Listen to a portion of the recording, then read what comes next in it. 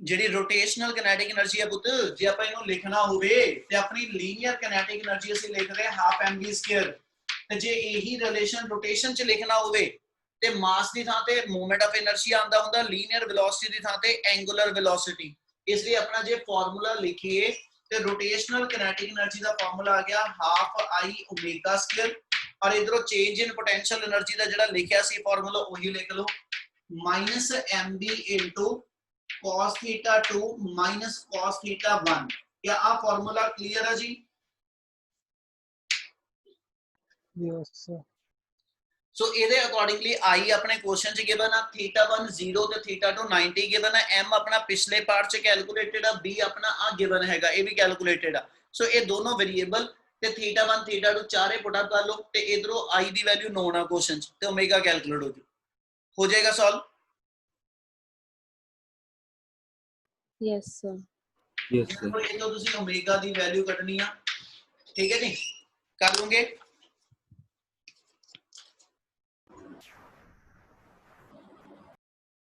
करा अगला शुरू बेटे? Yes sir. चलो जल्दी 23rd दी स्टेटमेंट पढ़ो एक बारी, मैं दी फोटो क्लिक कर दूं इधर।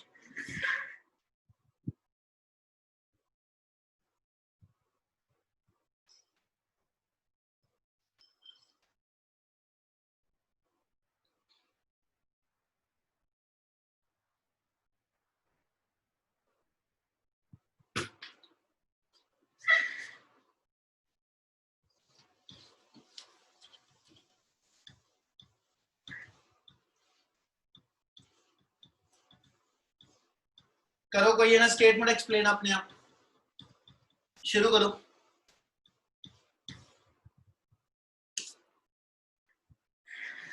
पलक,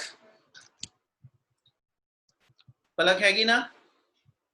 यस सर। चलो स्टेटमेंट बोलो बेटा जल्दी जल्दी, ठीक है बना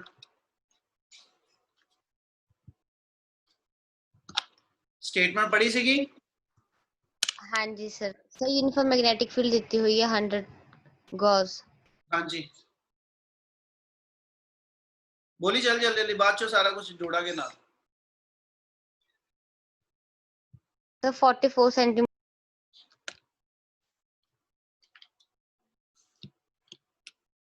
मिल रहा सिग्नल ब्रेक हो रहा, कोई जना और बोलो। चलो क्वेश्चन जे गिवन आ, given a uniform magnetic field of 100 gauss magnetic field दा पहलो तो यूनिट जेड़ा वा वो SI नहीं CGS गिवन आ, ठीक है।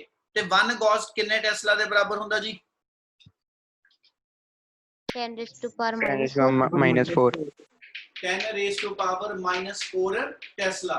केवल अपना मैग्नेटिक फील्ड जेड़ा आ गया 100 into 10 raised to power -4 यानी 10 raised to power -2 टेस्ला अपना मैग्नेटिक फील्ड गिवन। और उन्हें क्या कि भी जिस रीजन च मैग्नेटिक फील्ड आ वो ईस्ट टू वेस्ट डायरेक्शन आ, यानी जे डायरेक्शन वाइज चलिए ते आ ईस्ट आ गया, इस साइड नु वेस्ट आ गया, यानी मैग्नेटिक फील्ड दी डायरेक्शन आगे बना सानू कि मैग्नेटिक फील्ड इस डायरेक्शन च लाई करदा पिया।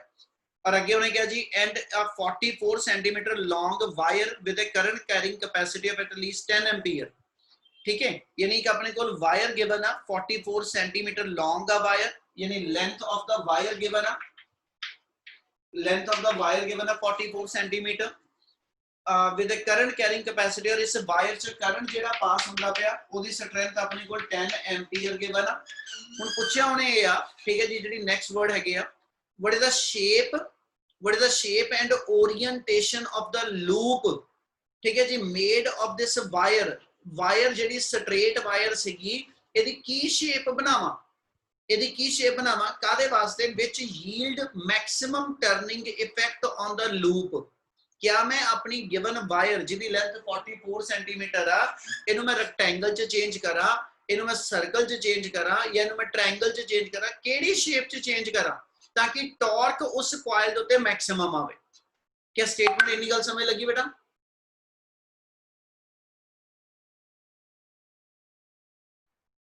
बच्चे इन्नी गल क्लियर हुई?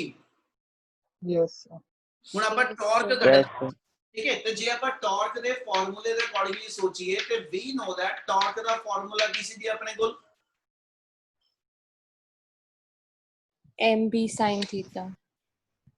जी हाँ लिख सकते हो एन बी साइन थीटा या अपन पूरा लिखिए ठीक है ते अपने को NIBX इनटू cos थीटा ਸੀਗਾ ਜਾਂ ਇਹਨੂੰ ਆਪਾਂ ਲਿਖਿਆ ਸੀ NIAB ਇਨਟੂ sin alpha ਕਿ ਆ ਦੋ ਐਂਗਲ ਦਾ ਡਿਫਰੈਂਸ ਕਲੀਅਰ ਹੈ ਕੀ ਸੀਗਾ ਆਪਾਂ ਇਹ ਕਿਹਾ ਸੀਗਾ ਕਿ ਜੇ ਆ ਕੋਇਲ ਗਿਵਨ ਆ ਤੇ ਆ ਮੈਗਨੈਟਿਕ ਫੀਲਡ ਗਿਵਨ ਹੋਵੇ ਤੇ ਜਿਹੜਾ ਪਲੇਨ ਆਫ ਕੋਇਲ ਨੇ ਠੀਕ ਹੈ ਇੱਥੇ ਦੱਸੂਗਾ ਜਿਹੜਾ ਪਲੇਨ ਆਫ ਕੋਇਲ ਨੇ ਇਹਨਾਂ ਦੇ ਵਿੱਚ ਐਂਗਲ ਬਣਾਇਆ ਮੈਗਨੈਟਿਕ ਫੀਲਡ ਦੇ ਨਾਲ ਇਹ ਮੇਰਾ ਐਂਗਲ ਥੀਟਾ ਵਾ ਤੇ ਜੇ ਮੈਂ ਇਸ ਪਲੇਨ ਆਫ ਕੋਇਲ ਤੇ ਪਰਪੈਂਡੀਕੂਲਰ ਡਰਾ ਕਰਾਂ ਤੇ ਜਿਹੜਾ ਆ ਪਰਪੈਂਡੀਕੂਲਰ ਡਰਾ ਕਰਾਂਗਾ ਇਹਨੇ ਮੈਗਨੈਟਿਕ ਫੀਲਡ ਨਾਲ ਜਿਹੜਾ ਐਂਗਲ ਬਣਾਣਾ ਇਹ ਮੇਰਾ ਐਲਫਾ ਵਾ ਗੱਲ ਸਮਝ ਲੱਗਦੀ ਪਈ Yes, sir. ਆ Yes, ਅਸੀਂ sir. ਕੋਇਲ ਦੇ ਪਲੇਨ ਦੇ ਪਰਪੈਂਡੀਕੂਲਰ ਡਰਾ ਕਰ ਲਓ ਇੱਕ ਕਰ ਲਿਆ ਉਸ ਤੋਂ ਬਾਅਦ ਅਸੀਂ ਕਿਹਾ ਸੀ ਜੀ ਇਸ ਪਰਪੈਂਡੀਕੂਲਰ ਨੇ ਮੈਗਨੈਟਿਕ ਫੀਲਡ ਨਾਲ ਜਿਹੜਾ ਐਂਗਲ ਬਣਾਣਾ ਇਹ ਐਲਫਾ ਤੇ ਮੈਗਨੈਟਿਕ ਫੀਲਡ ਨੇ ਪਲੇਨ ਦੇ ਨਾਲ ਜਿਹੜਾ ਐਂਗਲ ਬਣਾਇਆ ਉਹ ਮੇਰਾ ਥੀਟਾ ਵਾ ਇਹ ਧਿਆਨ ਰੱਖ ਕੇ ਚਲੋਗੇ ਆਪਾਂ ਨੂੰ ਕੀ ਹੋਣੇ ਕਿਆ ਕੁਐਸਚਨ ਦਿੰਦਾ ਹੁਣ ਇਹਨਾਂ ਦੋਨਾਂ ਵਿੱਚੋਂ ਕਿਸੇ ਨਾਲ ਵੀ ਚੱਲਾ ਥੀਟਾ 0 ਜਾਂ ਐਲਫਾ 90 ਦਾ ਕੇਸ ਲੈਣਾ ਕਿਉਂ ਕਿਉਂਕਿ ਉਹ ਕਹਿ ਰਿਹਾ ਟਾਰਕ ਮੈਕਸਿਮਮ ਆਵੇ ਤੇ ਉਹ ਕਹਿੰਦਾ ਇੱਕ ਤੇ ਮੈਕਸਿਮਮ ਟਾਰਕ ਵਾਸਤੇ ਆ ਓਰੀਐਂਟੇਸ਼ਨ ਦੱਸੋ ਕਿ ਕੋਇਲ ਮੇਰੀ ਕਿੱਦਾਂ ਪਈ ਹੋਵੇ ਉਹ ਕਹਿੰਦਾ ਐਲਫਾ 90 ਬਣੇ ਹੁਣ ਐਲਫਾ 90 ਅਸੀਂ ਕਦੋਂ ਕਿਹਾ ਸੀਗਾ ਫਿਰ ਉਸੇ ਲਾਈਨ ਤੇ ਵਾਪਸ ਆ ਰਿਹਾ ਐਲਫਾ ਕਿਹੜੀਆਂ ਦੋ ਚੀਜ਼ਾਂ ਚ ਐਂਗਲ ਆ ਜਿਹੜਾ ਨਾਰਮਲ ਡਰਾ ਕੀਤਾ ਤੇ ਮੈਗਨੈਟਿਕ ਫੀਲਡ ਤੇ ਜੇ ਇਹਨਾਂ ਵਿਚਲਾ ਐਂਗਲ ਮੈਨੂੰ 90 ਚਾਹੀਦਾ ਤੇ ਮੈਗਨੈਟਿਕ ਫੀਲਡ ਕੋਇਲ ਦੇ ਪਲੇਨ ਚ ਹੋਵੇ ਜੇ ਮੈਗਨੈਟਿਕ ਫੀਲਡ ਪਲੇਨ ਆਫ ਕੋਇਲ ਚਲਾਈ ਕਰੇਗਾ ਤੇ ਇਸ ਕੇਸ ਦੇ ਅੰਦਰ ਮੇਰੇ ਕੋਲ ਜਿਹੜਾ ਹੋਏਗਾ ठीक है एल्फा 90 बन जू क्या आप पहली गल समझ लगी Yes, sir. ਇਹਦਾ ਮਤਲਬ ਮੇਰੇ ਕੋ ਥੀਟਾ ਇਸ ਵੇਲੇ 0 ਹੋ ਜੂ ਇਹਦਾ ਮੈਗਨੈਟਿਕ ਫੀਲਡ ਐਂਗਲ 0 ਹੋ ਗਿਆ ਤੇ ਇਹਦਾ ਐਸਐਚ ਨਾਰਮਲ ਦੇ ਨਾਲ ਐਂਗਲ 90 ਆ ਗਿਆ ਸੋ ਪਹਿਲੀ ਤਾਂ ਕੰਡੀਸ਼ਨ ਇਹ ਲਵਾਂਗੇ ਕਿ ਵੀ ਐਸਐਚ ਆਪਣੇ ਕੋਲ ਫॉर ਮੈਕਸਿਮਮ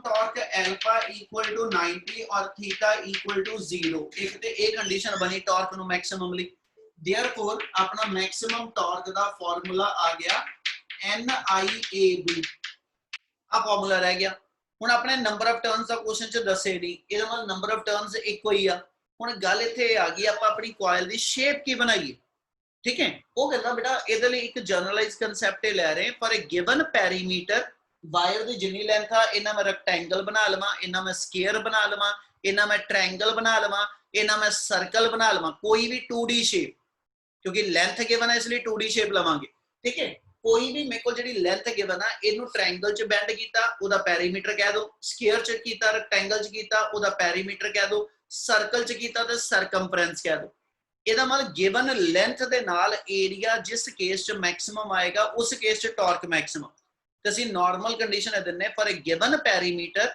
ਯਾਨੀ for a given length of the wire maximum area always enclosed by the circle ਜੇ ਤੁਹਾਡੇ ਕੋਲ ਇੱਕ ਗਿਵਨ ਲੈਂਥ ਹੈਗੀ ਇਹਦੀ ਟ੍ਰਾਇੰਗਲ ਮੈਂ ਬੈਂਡ ਕਰ ਲਵਾਂ ਇਹਦਾ ਮੈਂ ਰੈਕਟੈਂਗਲ ਬਣਾ ਲਵਾਂ ਇਹਦਾ ਮੈਂ ਸਕੁਅਰ ਬਣਾ ਲਵਾਂ ਇਹਦਾ ਮੈਂ ਸਰਕਲ ਬਣਾ ਲਵਾਂ ਉਹਨਾਂ ਸਾਰਿਆਂ ਦੇ ਵਿੱਚੋਂ ਜਿਹੜਾ ਮੈਕਸਿਮਮ ਏਰੀਆ ਐਨਕਲੋਜ਼ ਹੋਏਗਾ ਨਾ ਉਹ ਅਸੀਂ ਕਹਿੰਦੇ ਸਰਕਲ ਦਾ ਹੁੰਦਾ ਕੀ ਆ ਗੱਲ ਸਮਝ ਆਈ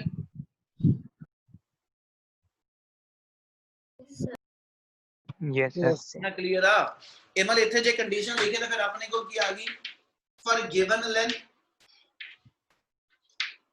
ठीक है जी for given length circle enclose the maximum area circle encloses maximum area ठीक है तो जे सर्कल दा मैक्सिमम एरिया वा तो देयरफॉर अपनी कॉइल जेडी होएगी है ना वो मेरे को ऐसा च सर्कल च बेंड हो जू तो देयरफॉर मैक्सिमम टॉर्क लिए फार्मूला आ गया NI * पाई r स्क्वायर * b हुन गल ये रह गई रेडियस है नहीं तो रेडियस को तो इथों लेंथ तो कढो जे लेंथ 44 है और इन्हें मैं सर्कल च बेंड किया वा तो सर्कल की लेंथ मेरे को जी होगी वो सरकमफ्रेंस के बराबर आ गई ठीक है तो इसलिए रेडियस वास्ते कंडीशन की ला दी है रेडियस वास्ते कंडीशन की लगा दी है हियर 2 पाई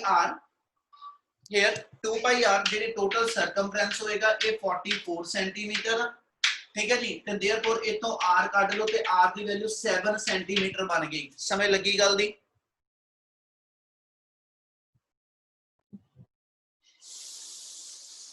आ क्लियर होया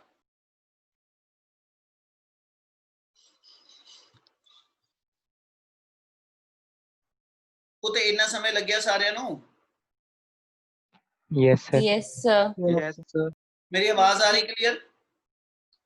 Yes, sir.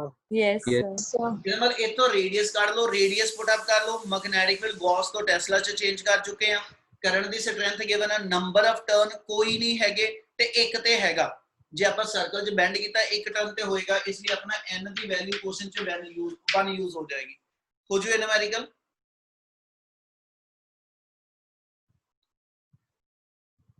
Yes, sir. Yes, sir. Yes, sir. Next देखो जी क्वेश्चन अपने को, ए रेक्टेंगुलर कॉइल, पढ़ो जल्दी जल्दी एक बार मैं स्टेटमेंट ओदी बोल रहा नाल नाल हौली हौली समझो। क्वेश्चन है गिवन आ, उन्हें अपन क्या, ए rectangular coil of side 8 centimetre and 6 centimetre, यानी अपनी रेक्टेंगल दी शेप च एरिया 8 * 6 सेंटीमीटर स्क्वायर बन जाना, having 2000 turn, n given हो गया, and carry a current of 200 milliampere, and the coil is placed in uniform magnetic field of 0.2 Tesla directed along the positive x-axis, यानी जे figure wise चलिए ते अपन ने आ कह देता इस न्यूमेरिकल के अंदर कि एक रेक्टेंगुलर कॉइल गिवन है, आपने एक रेक्टेंगुलर कॉइल गिवन है, और इस कॉइल पे जेड़ा मैग्नेटिक फील्ड लाई करदा पिया, ठीक है, इस कॉइल पे जेड़ा मैग्नेटिक फील्ड लाई करदा पिया वो मेरा अलोंग एक्स एक्सिस लाई करदा पिया, इन्हीं गल समझ लगी? Yes, sir. उन्होंने क्या किया जी, फिर वही सेम क्वेश्चन होते बने, what is the maximum torque the coil can experience, उन वेरिएबल लिख लो अपने को की गिवन है, एरिया ऑफ कॉइल अपना आ जाएगा 8 * 6 यानी 48 * 10 raise to power -4 meter square, area given हो गया, ठीक है। मैग्नेटिक फील्ड की स्ट्रेंथ क्वेश्चन से गिवन अपने को 0.2 टेस्ला, नंबर ऑफ टर्न्स उन्हें क्वेश्चन च डिफाइन किए हुए तो 2000 टर्न्स आ, ठीक है, और जेड़ा करंट पास होंदा पे अपने को 200 मिली एम्पियर, यानी 200 * 10 रेज़ टू पावर -3 एम्पियर। क्या वेरिएबल सारे क्लियर जी? Yes, sir. चलो इधर लगा दो कंडीशन फिर, we know that for maximum torque अपना एज सच जेड़ा फार्मूला होगा, ठीक है, टाउ मैक्स बन जाएगा, तो टाउ मैक्स की वैल्यू NIAB * sin 90 आ जाएगी, ठीक है।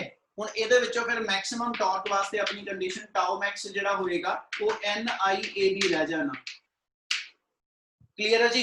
n भी गिवन है, IAB चारे वेरिएबल है कि पुट अप कर लांगे तो अपना मैक्सिमम टॉर्क आ जाएगा। क्या फर्स्ट पार्ट क्लियर है?